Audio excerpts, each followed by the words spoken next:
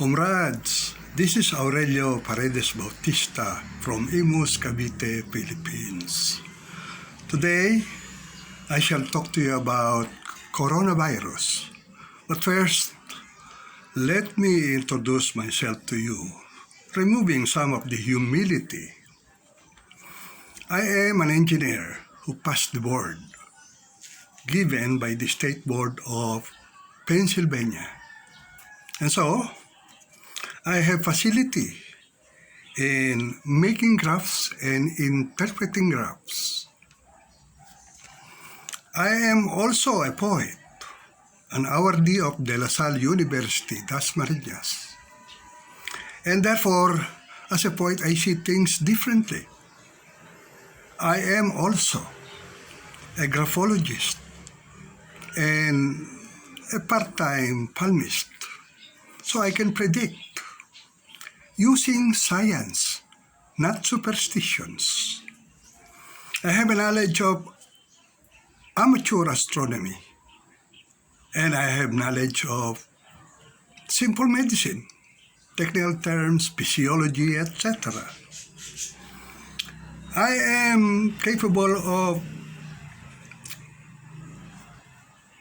predicting and interpreting graphs based on experience and exposure to science. I shall talk to you lengthily about it, and so, in order not to forget, because I'm an old man of 78, going on 79, I will write it in my own handwriting. But please, bear with me, because the hand of an old man, though not sick, can be a little bit wobbly. Comrades, you're looking at the graph where you see the high point, the high apex, and you see the dotted line, meaning medical intervention, and you see the other lower graph showing a lower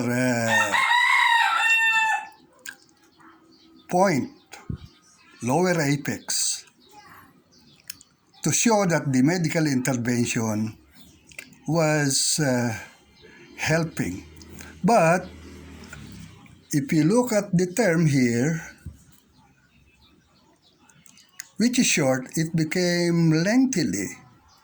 And this lengthy term becomes a puzzle to me. I think there is another way of presenting it.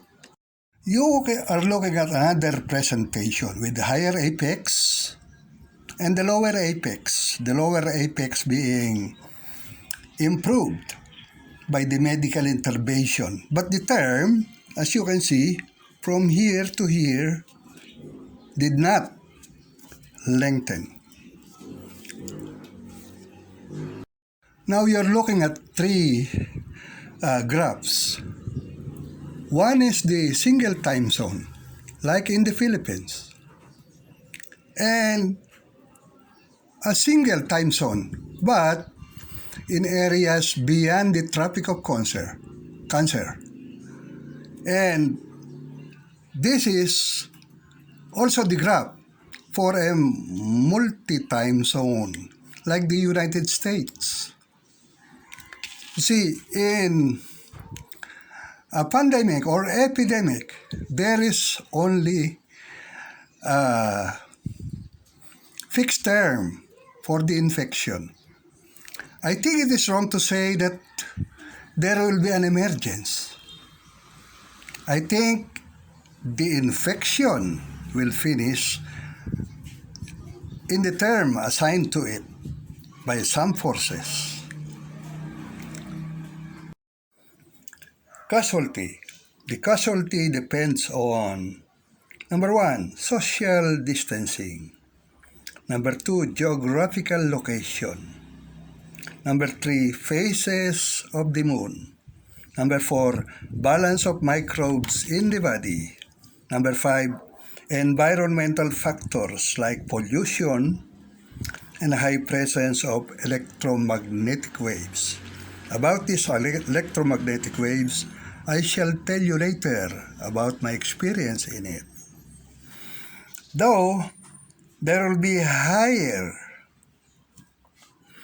infection in areas where the sun's rays are oblique, the casualty will always depend on social distancing, because social distancing will show you the high contagiousness of this disease. The graph shows you the morbid interpretation of the deaths of the world's COVID-19 casualty. The latest figure that we have is over 300,000. But the graph will not show you how to have hope. It will only give you gloom. Later, I shall present to you the graph in the Philippines. You're looking at the presentation showing the sun, the moon, and the earth. You see, the positions of these three will determine a good or bad outcome. On the upper part, here, it shows the positions at new moon. The light comes from the sun, which is the sustenance of the earth. Part of the sustenance is absorbed by the moon, which blocks it, so that the earth is deprived of the sustenance. In the lower portion here, you see the sun and the sunlight going to the right, and there is the earth and there is the moon. This is the position at full moon. The earth receives full sustenance from the sun. On top of that, the moon reflects the light from the sun, thereby adding to the benefit. The deprivation being made by the moon is 25% of the force of the energy. And during the full moon, it is given back by the moon by shining back the energy to earth. Therefore, these two, the new moon and the full moon, complement each other in order to help man get the full energy, the full sustenance from the sun. I am showing you a presentation where the rays of the sun can be blocked by the objects between the earth and the sun. Here is the sun, and this is Mercury, which makes 88 Earth days to make one complete revolution. And this is Venus, which makes 225 Earth days per revolution.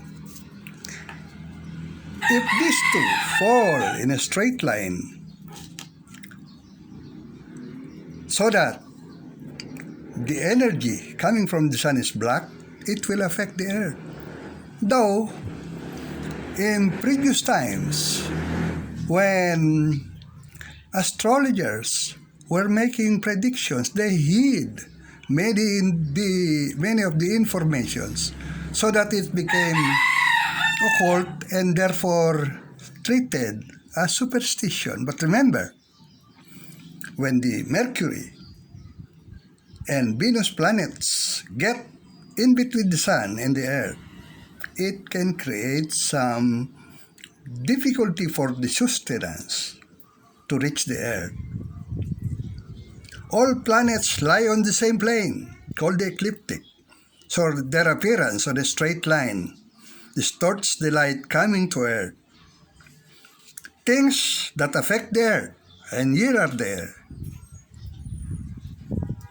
Sunspots, comets, satellites, the moon, our moon, and the inner planets Mercury and Venus. The light from the sun comes to us in a wavelength beneficial to us. Any distortion in the wavelength affects us. The thing that I'm presenting to now is my experience with electromagnetic radiation. I wrote it in my own handwriting so that I will not forget. And therefore now, I shall read it to you. I had my first encounter with electromagnetic radiation when I was assigned to do maintenance work at Mount Santa Rita, where there was a big radar dish to guide missiles in targeting enemy sites during the Cold War. I was 23 years old at the time, and I was forewarned to fix the pump right away, for the radiation was powerful and it could affect me. After a few trips to Mount Santa Rita, I had fever and I went home to Cavite to recuperate. My fever was running high, and despite the efforts of doctors, my rheumatic fever was worsening. I went to 3 doctors. They had the same diagnosis, but I was not getting well. I was skin and bones when we turned to an herbolario, a herbal medicine doctor, and who took me to drinking pineapple juice, subjected me to a charcoal heat treatment and sponge bath. The charcoal heat treatment was like this. They burnt the charcoal, put a little incense in it. I was made to sit on a chair. The charcoal was placed under the chair, and I was wrapped with a blanket. And it was so hot. And I sweated a lot, and my sweat smelled of the medicine. That did not help me. After that, I was given a sponge bath. I got well. And from then on, I kept away from transmitters. My immune system came back to normal, and I always take in vitamin C to keep myself healthy. I also stay away from electromagnetic radiation if I perceive it in my surrounding. I researched on the microorganisms within the body, and they are the one-celled parasites, the bacteria, which can be good and bad, the fungi, which can be good and bad, and the viruses. The parasites are alive. Bacteria is a plant. Fungi is a plant. And the viruses is somewhat a twilight organism. It's not dead, it's not alive. And nobody can actually tell its origin and what it is. According to a CNN broadcast, there are 10 microorganisms for every cell in our body. That's a lot. Then this is my concept. The microorganisms fight for space, so each one fights each other, resulting in balance. See, balance is very important. The immune system takes over when one group is more powerful. There is imbalance, so the immune system has to take over. So, this I always keep in my mind in predicting things. Let us talk about microbes and man. When one particular microbe is wreaking havoc in a body, We must determine the cause or causes and not just cure the symptom. What we're doing now is we're talking about the virus. And we do not know yet the cure, and we're looking for ways to find the vaccine. Later, I shall tell you a simple way of making the vaccine. But right now, let us discuss the ways of the microbes. The yeast kills the bacteria. Penicillin is an antibiotic. The yeast kills the bacteria and kills the virus too. The virus kills the bacteria. The bacteria kills another bacteria. It's possible that the bacteria kills the virus. The parasite to man is a parasite to all, including his fellow microbes. So, the ways of the man. He treats a sick man by giving antibiotics. Modern science is like that, especially when treating acute diseases. This can be a problem to the immune system when, because of the treatment, the balance of microorganisms in the body is tilted to one microbe. Man also uses gadgets that may harm the immune system. I talk to you about my experience with electromagnetic radiation. Electromagnetic radiation is traveling at the speed of light and making wavelengths which I know is fluctuating depending on the use. Man does not also consider heavenly bodies' position as related to man's health. They consider involving the heavenly bodies as superstition. But that is not exactly so. I have already told you how the heavenly bodies can affect the sustenance from the sun. Now, let us talk about resistance to virus. I shall read it to you. One particular group may have natural resistance over other groups. The fruit bats are indigenous to the Philippines, and they carry the coronavirus. It is safe to assume that the Filipinos had been exposed to it when the virus was mild. And so when this virus became nasty, the immune system is prepared. You must note that even our elderly survived the virus. Why did the virus become very nasty? It is like when the grasshoppers turned into locusts. There is no species of locust, only grasshoppers turning themselves to locusts when the situations are right.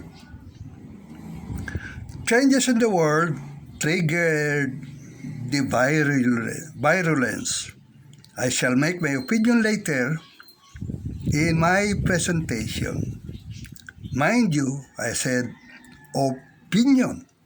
I'm not a very expert in many things, and I do not want to precede the knowledge of the doctors. We shall now talk about balance, and I shall read it to you. This is based on my knowledge and some of my experiences. The typhoon is not so bad. It scatters the hot air from one end of the earth to the other to have balance of heat on our planet. This is good for us. The rainy season alternates with the dry season to give us a balance of hot and cold. This is also good. The moon phases teach us to adapt ourselves to worldly conditions. and to obey nature. The alternating phases create balance. I shall talk to you about it. Balance is necessary for our continued existence. You are looking at the Earth. Here, the axis is tilted at 23.5 degrees. This is the equator, the North Pole and the South Pole. The sunlight is oblique here, and direct there, and oblique there.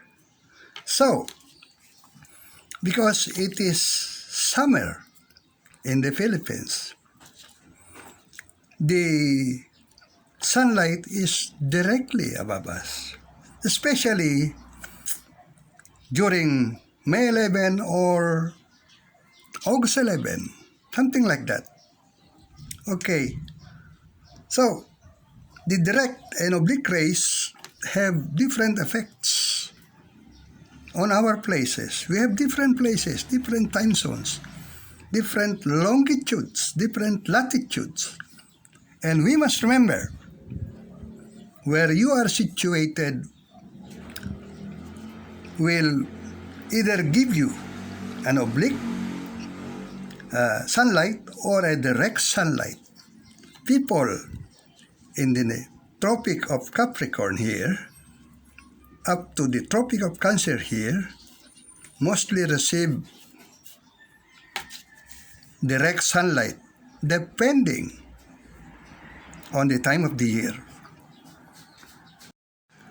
We are looking at the Philippines, a country with only a one time zone, and therefore it's easier to predict the outcome of an epidemic. Let's call it epidemic because it is not concerning the overall, only the Philippines. And I shall read to you. The sun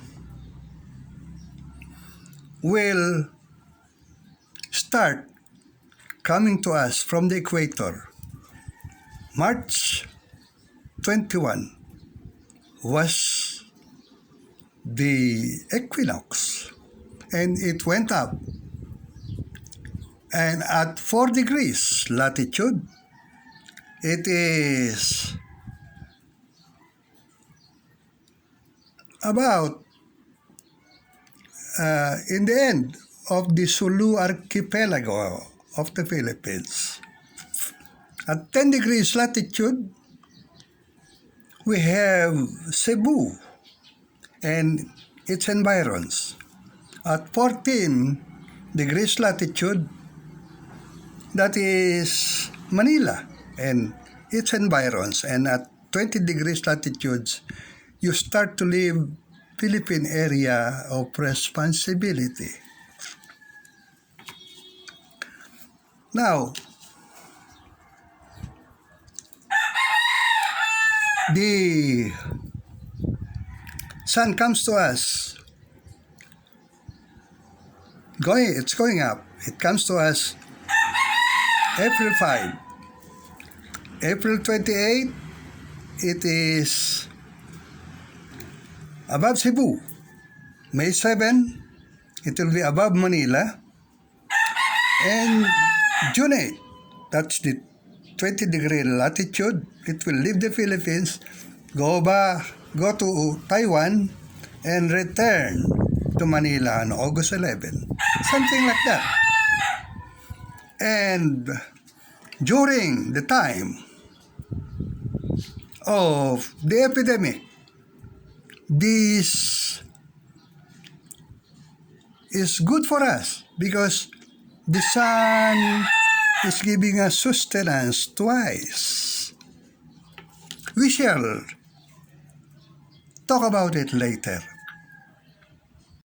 We shall talk about Cebu and Manila. Metro Manila had a high rate of COVID-19 cases compared to the other places in the Philippines. The authorities said it was due to overcrowding. and non-observance of face mask regulations, and also not complying to social distancing. Metro Cebu had a high rate of COVID-19 cases too. They claimed the same violation. But were they entirely correct? Now I pose a question. Do they have these two cities, Metro Manila and Cebu?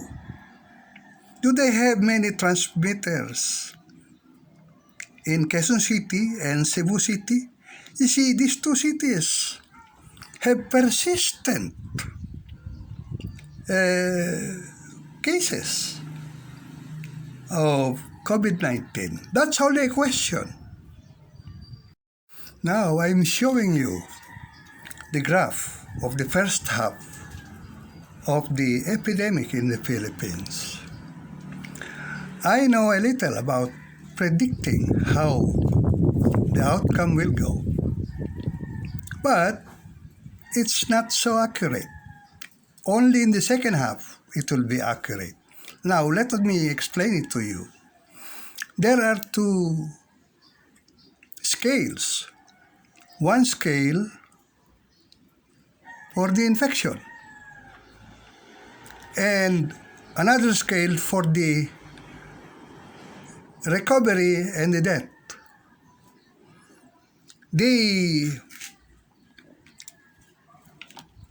infected people at April 15, note, April 15, no, April, yes, April 15, 2020 was 5,430 cases. Okay, and that was the crossover point between the dead and the healed. And so, let us remove the cover to find out. This is the second half, which show my prediction. The crossover point is here, and I waited a little from here. But I already drew the line from the apex to May 6. The prediction, it turned out, was accurate. I shall show you the graphs showing the reported figures in order to prove it. So we know that this lower portion up to April 15, that's the middle, from here to there, is equal to the length from here to here. So, this is a graph with two right triangles with their bases equal, and their sides here and the side here also equal. And so, I started picking up all the reports, all the data in March 25. I was not able to get this, but you see, I was able to draw a line from here to there. And this is my prediction. This is something that I got from the reports. This is my prediction. And this is my prediction. And this is also my prediction based on the movement of the healed and the dead. This is the dead. I shall show it now. So, my prediction was 1,250 will be healed based on this. But not exactly so, because I have to consider the phase of the moon here. And 700 at May 6. Let's find out later if my prediction is correct. But for now, the rough data is like this. Look at the figure, and you will see if my prediction is correct when we come to it later. Now, I'm showing you the line of the recoveries and the deaths based on the figures that I got from CNN. You will see that by this time, this is the prediction, but some forces made it go upward, like forming the figure of an asymptote. In engineering, an asymptote is trying to hug the line without crossing it. We shall talk again later when we discuss the phases of the moon here. That's another presentation. I have here my observations and I shall read it to you. In the Philippines, many medical frontliners die. Why? The thing in fashion today is specialization. This is good, except that it leads to compartmentalization. You see, when one person does not know and the other person does not know, because they know only a little something, they're experts in it. So it leads to problems. So a doctor probably is not involved in air conditioning. So let's take that example of air conditioning. I shall deal with the topic of air conditioning later. We also do not consider the positions of heavenly bodies. This is dismissed as superstition. Is it really 100% superstition or lack of knowledge? I know that those people who dealt in prediction before were people who were jealous of their knowledge, and they did not want to impart it. And so, it was handed to us as superstition by people who did not know also.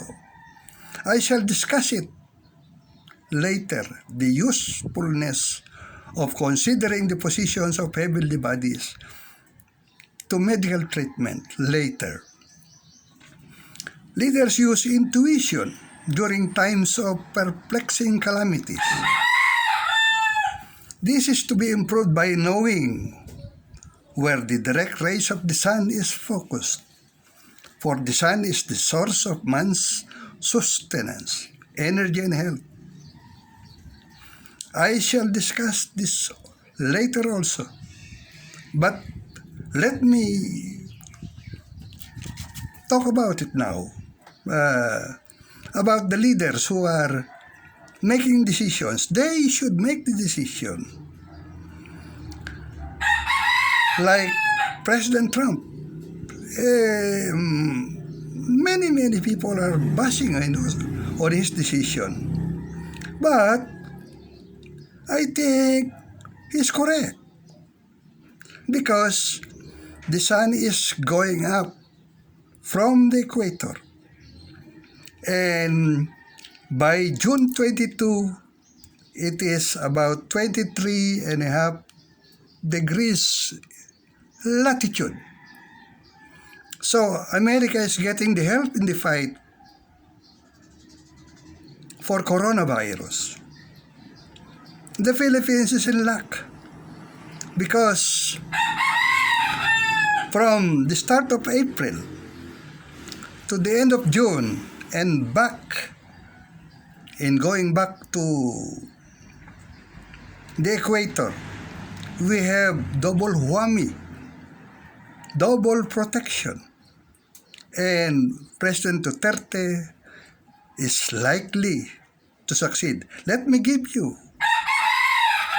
my prediction, 99% success.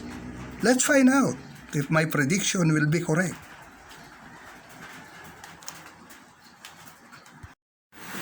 Let us now discuss the topic of air conditioning and why people who work in it are getting infected. I am an engineer and I have some experience in the design and in the maintenance of buildings. Now, here we can see a building. Let's say this is a clinic, and this is the air conditioning machinery here. This is the machinery room. You can see that the air conditioning supplies. The S is the supply diffuser. For every room, there is a supply diffuser. And for every room, there is a return grill. So, if that were the case, let's find out what's the design of the air conditioning unit. Probably the doctor does not know, but I shall tell you now the usual design. 97% of the air is recirculated in order to save on energy. 3% is let out to the outside air, and therefore it has to be replaced with 3% being let out. And supposing the circulation is 1 minute, and therefore in half an hour you have one circulation. No, I'm sorry. In 30 minutes you have one circulation, and in 1 hour you have two circulations. You see, that's a very bad design when it comes to ventilation only. But because this air conditioning and there is no pandemic, it will work. Because the thing you have to consider here is the cost of operating the air conditioning in the building. Now, let us suppose there is a contagion here. The air conditioner supplies the air and returns here to the machine. And let's say you have more concentration here. The recirculation is a form of diffusing, scattering the contagion, so that the contagion in one room will be taken to another room.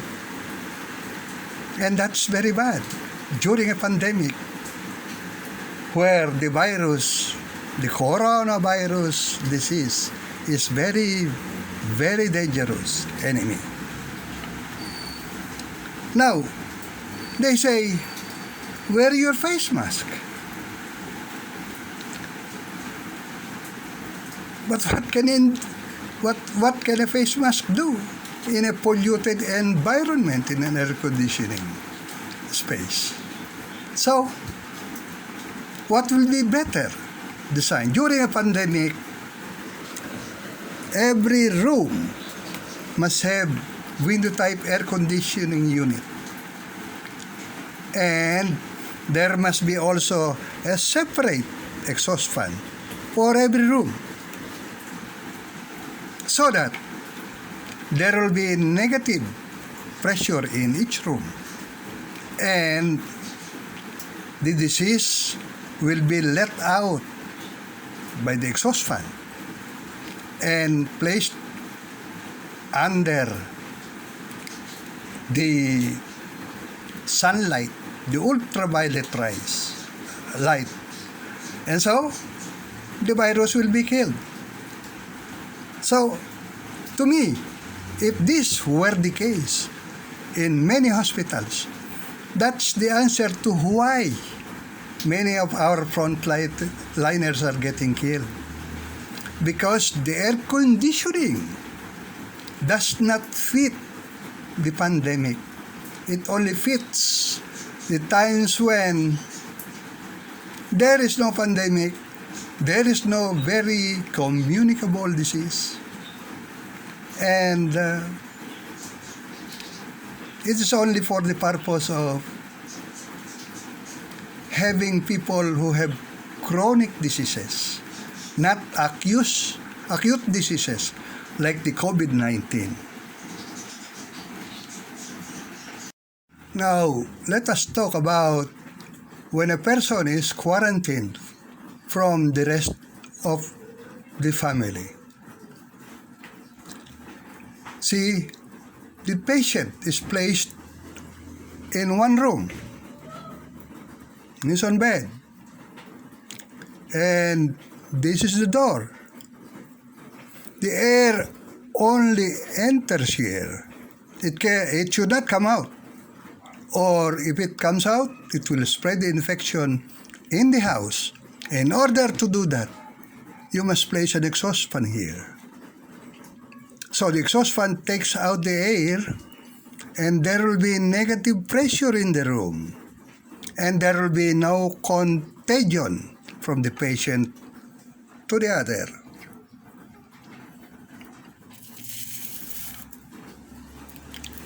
The solution is negative pressure. Believe me, negative pressure.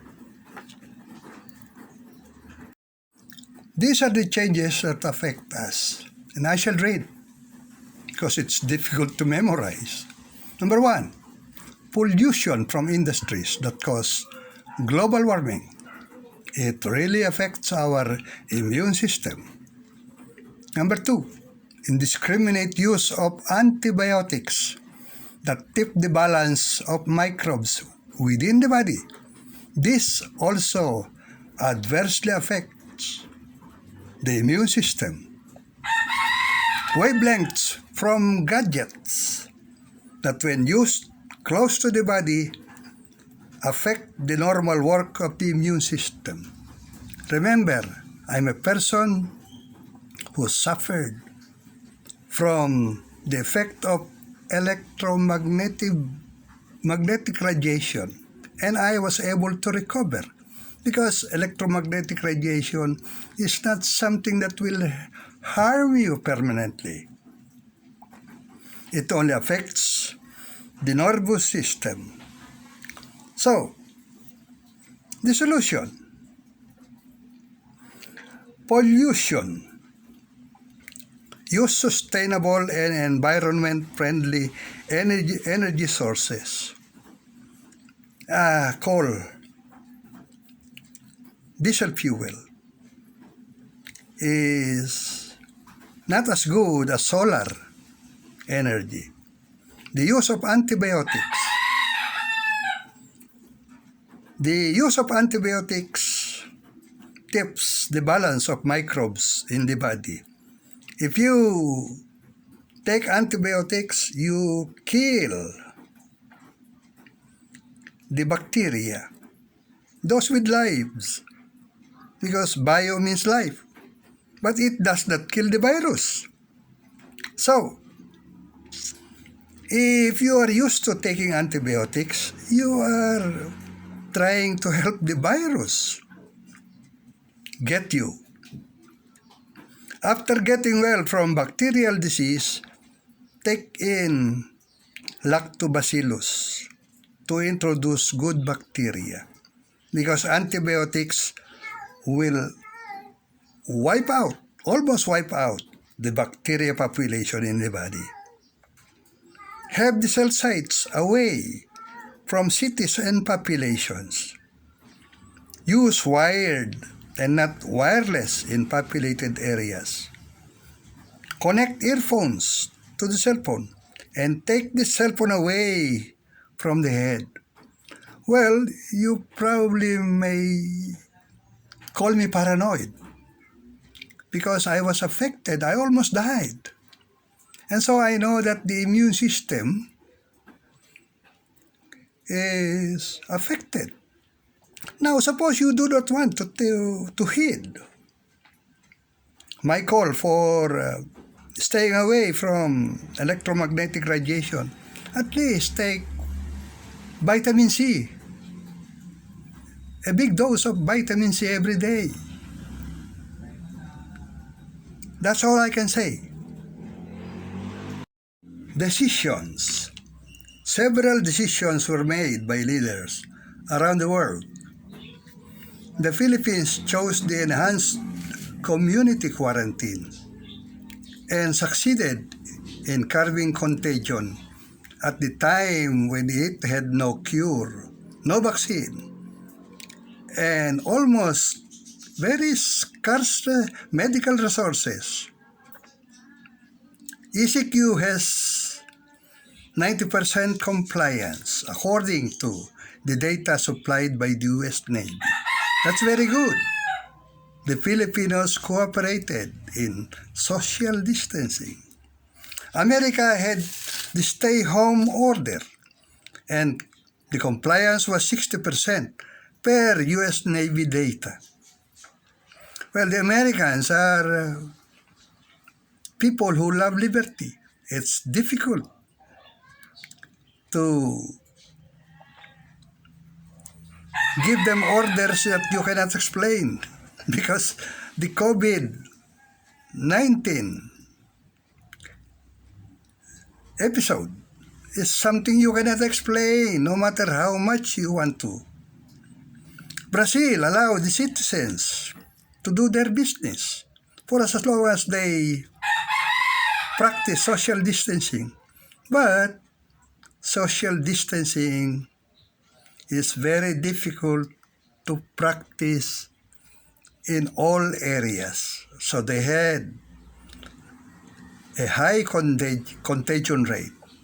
Sweden had a high death rate compared to other Scandinavian countries. They had social distancing, but they allowed the citizen to practice their livelihood. You see, in this topic, we have to consider two lives. The first is the life of the individual. The second is the life of the state. The COVID-19 is very disastrous to the economic side.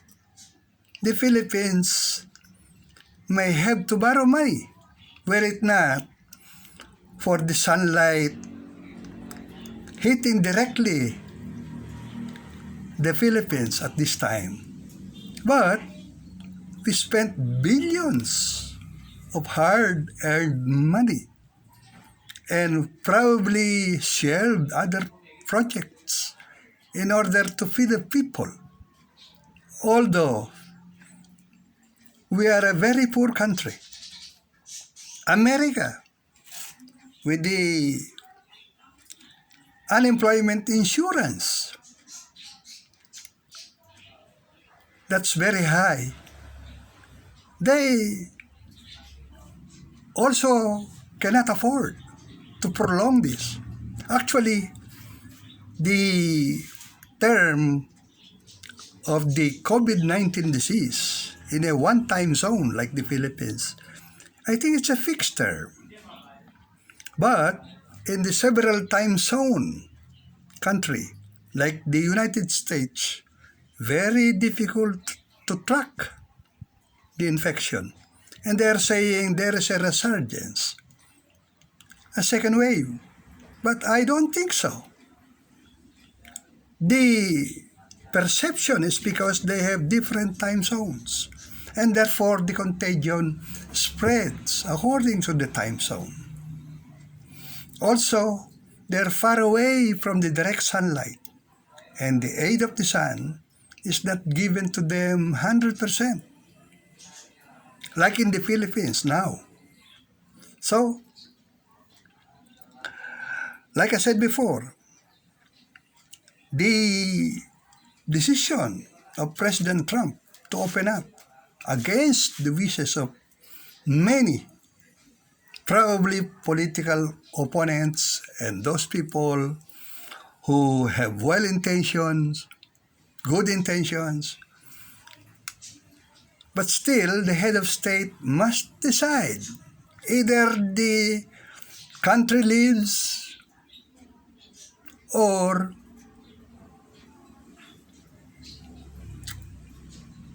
the individual lives. That's a very difficult decision to make. And now, I shall explain to you in detail my prediction why the death rate in the Philippines is low. Number one, because we are a nation with so many bats, and we had a mild infection long time ago. Now, the graph will show you March 17. By March 15, the whole world had about 55,000 deaths already. And President Duterte invoked his right to issue the quarantine on March 15, so far as I know. The March 15 date is what you call the Ides of March. Ides of March. From literature supplied by Shakespeare about Julius Caesar. That was a very famous line. Beware of the Ides of March. So, what is in the Ides of March? Okay, if we go to the right, from the Ides of March here, you will go to March 21 here. March 21 here. That's the equinox. That's the time when the sun hits the equator. Before the equinox, March 20, there is longer night and shorter day. On the equinox line, that's equal night and day. And after that, March 22, you have longer day and shorter night. Only a small fraction. But it creates already a big effect on the people living in the northern hemisphere. It starts to get hotter and hotter, and it confuses the immune system. And to add to it is the new moon. And you know that the new moon is absorbing, blocking the sustenance from the sun so that it cannot reach the earth. That much.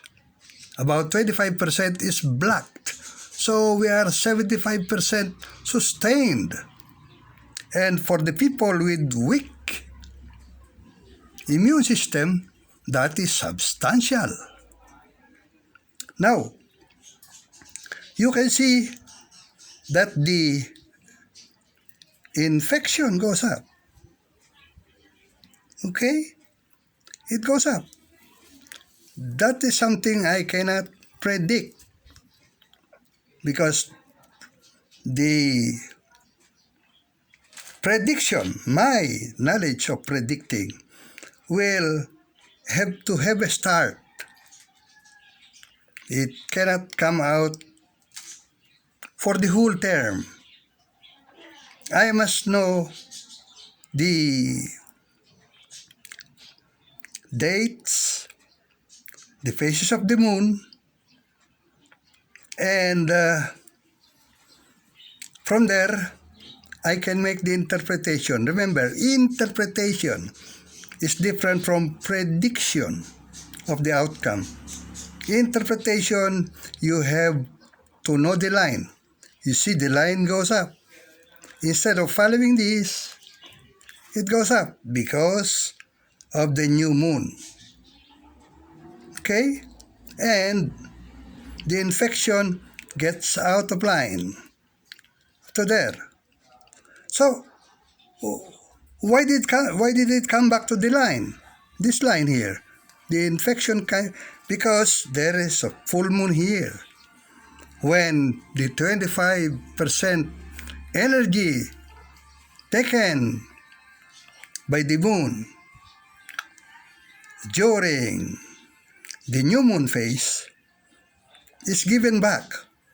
So the full moon will give you a slight advantage to correct the infection. You see, it went down. The infection went down during the full moon phase. See? But it shoots up again. And on April 15, that's April 15 there, I know that because that's the time when the crossover between the healed and the dead happened. So I can see that the new moon creates this slow recovery, and the dead goes up almost a straight line. But with full moon, the recovery spiked up, went up. See? And by that time, April, because April 4, the sun is on Sulu Archipelago. And by April something, this place here, the new moon, it's above Cebu. You see, when the sunlight is striking the tropic, the area between the equator, the Tropic of Cancer, it is a good sign. It is a good sign. That's why this did not go up so much. The dead did not go up so much. But you can see, this follows the line, almost hitting the prediction. But, you see, when it comes closer to the full moon here, there's the first quarter here. And the full moon here. The first quarter, you see a dramatic increase in the recovery here. That's the basis for my prediction. Ides of March, the equinox, the new moon, first quarter, full moon, last quarter. the new moon, the first quarter, another full moon. This happening is very good for the leaders in the Philippines, because even if they were not in the know about many things, the sunlight is aiding them by giving the people sustenance. But let us always stress that no matter what aid the sun can give us, if there is no social distancing, it will be bad, because the coronavirus is really a dangerous enemy. I'm sorry that the last segment did not show the whole graph, so I had to present it again so that you can see the last portion. This is the line of my prediction, but the full moon here was able to influence the graph to form what you may call an asymptote, a very sharp rise in the graph, so that it is almost not touching the line, this line.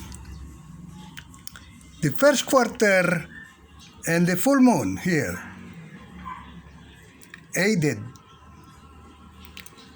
in such a sharp rise in the recoveries. And from then on, there is no coming back, because by May 6, which is the full moon, and the rays of the sun is directly over us,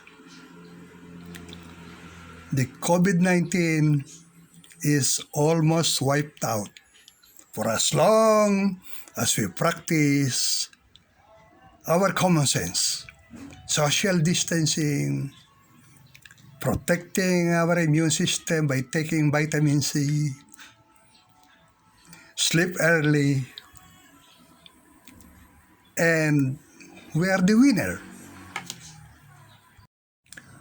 I am showing you the continuation of the graph, except I changed the scale, because I will run out of space if I do not do it. So instead of a smaller scale, I used a larger scale. But still, you can see that the distance between the recovered and the dead is lengthening each day. And that's a very good sign. We have the full moon here and the last quarter here. We're still okay. And on top of that, the rain came down here. And from our experience, the rain is a good sign. The rain in May is a good sign. It has a very much healing effect.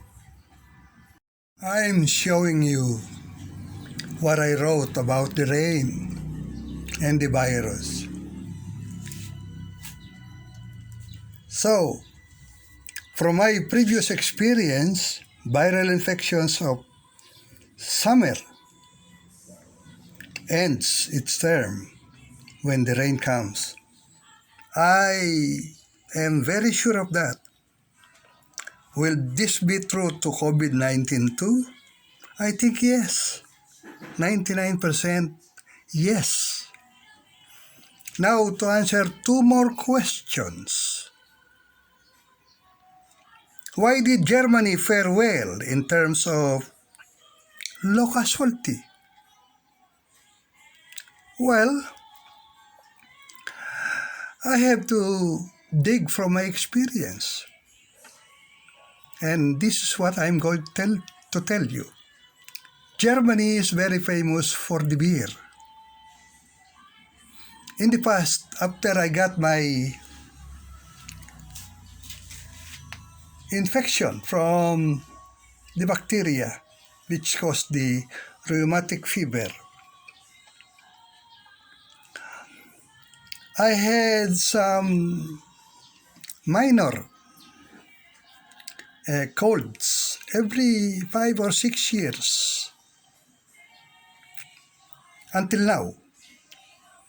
And when I was younger, I always take beer, 2 bottles, 1 bottle. And if I take the beer, I get well. Why did I take the beer? Well, it's not for intoxication, but because of an advice from a medical book. It says pantothenic acid is good to take care of the common colds. And it comes mainly from the beer, the cheapest source of pantothenic acid. And beer, we all know, is a product of fermentation using yeast. And yeast is an enemy of the virus. And so, to answer, why did the Germans fare well in terms of low casualty? Because of discipline.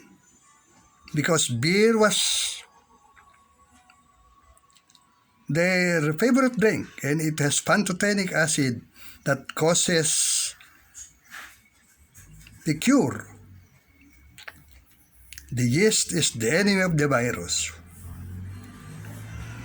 The second question, where is the virus coming from?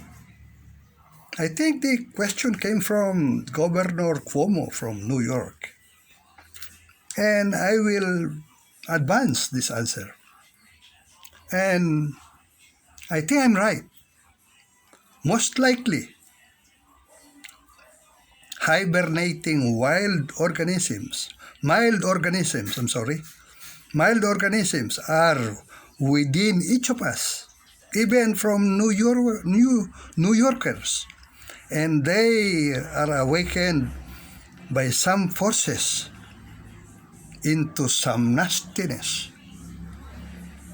I think that's the correct answer to it. But what awakened them? I shall shoot back the question to you. Do you have many transmitters? As I understand, the transmitters in Mount Santa Rita before were used to tracking the missiles to hit enemy sites. And they are of very high frequency and so much flux density. Remember, we jumped from 4G to 5G. As I understand, G is for Gauss, a unit of flux density. A jump from 4 to 5 is not an arithmetic increase. It is a geometric increase. You have to think about it. It's like an earthquake. It is not arithmetic increase from 1 to 2. It is geometric. I think it's 10 times in earthquakes, but I'm not an expert in talking about the G, the Gauss. So, you determine it for yourself. You have enough people learn it in your area. That will answer your question, where is the virus coming from? It comes from within, awakened by the forces that put down the immune system. Again, I shall read to you what I do to keep healthy. I am 78 years old now and going on 79, and I'm not sick. If I get sick of some common colds, that's 5 or 6 years in interval. This is what I do to achieve balance, because to keep healthy is to achieve balance. I eat 2 eggs daily with onion and garlic, making them an omelette or a scrambled egg. This is my food, complete food, to get all the needed nutrients. I take 1 calamansi drink each day. It's a lemon lime, I guess. I take another vitamin capsule of vitamin C during the pandemic. That strengthens me. I do the healthy lifestyle. I sleep early, I do exercise, etc. And when I sleep, I like taking the north-south direction so that my full length of the body can gather all the sun's sustenance coming from the east. The north-south direction will make sure that my brain is aligned with the magnetic lines of force from north to south. And that will keep me from thinking well, not from getting sick, because my grandmother had senile dementia, and at 78, I can still think well because of sleeping north-south.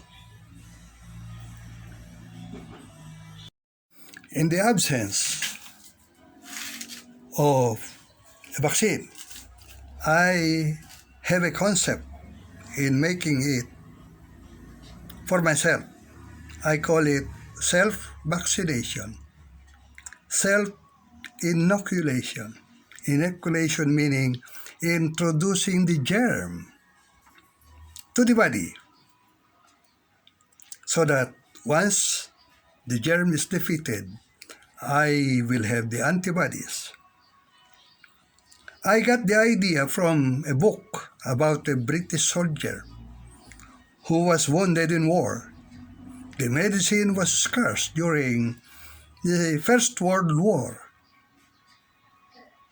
He licked his wound like a dog did to his wound, and he survived.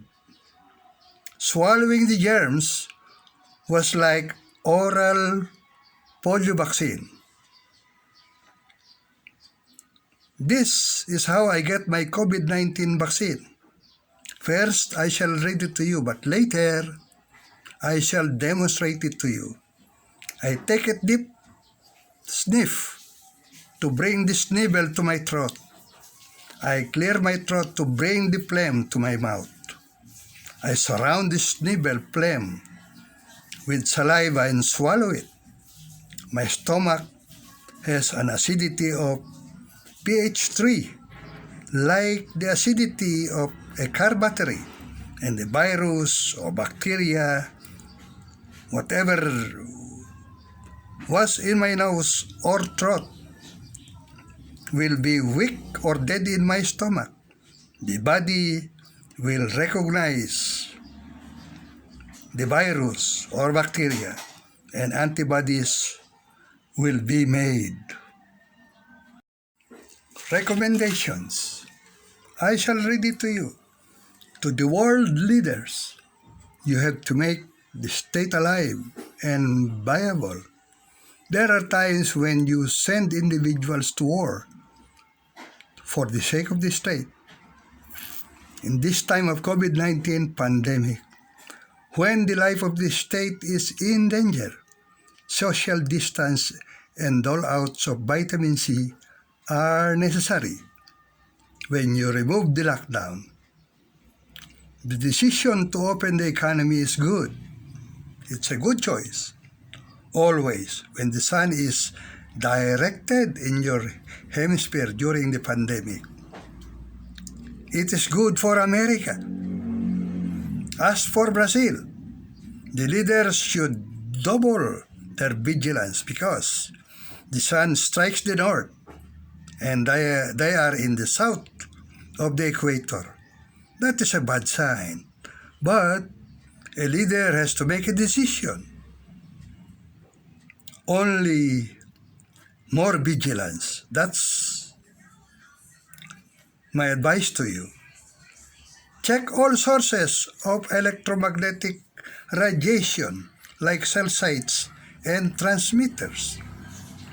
It may interfere in the normal functioning of the immune system. Clean the atmosphere too. Why do we have an increase in the water temperature by 2 degrees centigrade? Let us move towards correcting this. It hurts the immune system. During new moons, sleep early and allow your body to produce melatonin, which is crucial to body repair. Sleeping on daytime is not as good as sleeping during the night. The new moon was given to us to sleep longer in the dark. Don't forget to pray and say thank you, because we cannot solve the problems by ourselves. We need the guidance from above.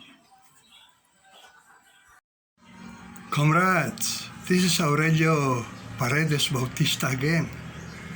And as I promised you, I shall demonstrate to you my way of making a self-inoculation, self-introduction of germ, so that I can make the vaccine. In the absence of a vaccine produced by the world, I always make my own.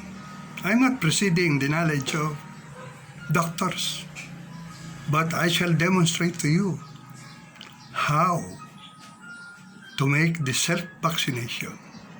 It goes like this. Dip sniff. Dip sniff. Did you hear that? Clearing my throat. So that the snivel and the phlegm comes out to my mouth. See? It's in my mouth now. The snivel and the phlegm comes up to my mouth. I surround it with my saliva.